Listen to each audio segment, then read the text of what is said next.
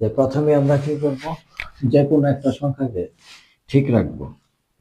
তাহলে এই সংখ্যাটা যদি আমরা ঠিক রাখি, তো এই সংখ্যাটাকে এমন ভাবে ভাঙাতে হবে যেন পাশাপাশি গুণ করা যায়। এখানে আছে 1406, তো আমরা প্রথমে লিখবো 1000, তারপরে লিখবো 400, তারপরে হচ্ছে 6 সংখ্যা দিয়ে এটাকে গুণ করব, যোগ দিয়ে এই সংখ্যা দিয়ে এটাকে গুণ করব, যোগ দিয়ে এই সংখ্যা দিয়ে এটাকে গুণ করে যোগ পাশাপাশি গুণফল বের হয়ে যাবে।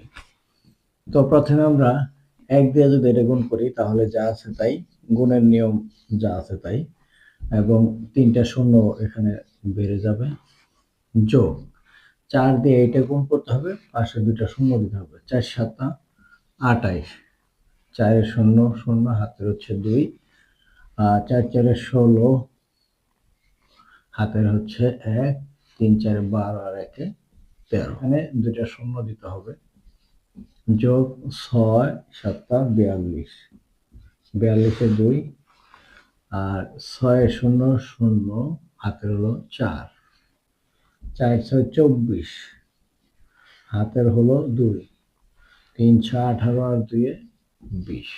এখন আমাদের এই সংখ্যাগুলো যোগ করলে আমরা কাঙ্ক্ষিত উত্তর পেয়ে যাব। তো যোগ কিভাবে করব, 2 2 2,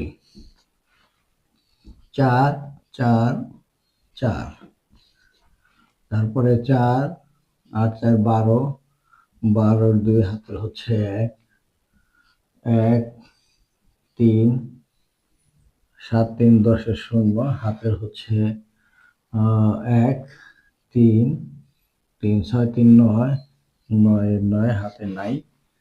এখানে সংখ্যা শেষ, এখানে আছে 3, এই 3 আর 4 7, হাতের হচ্ছে নাই, 1 আর 3 4।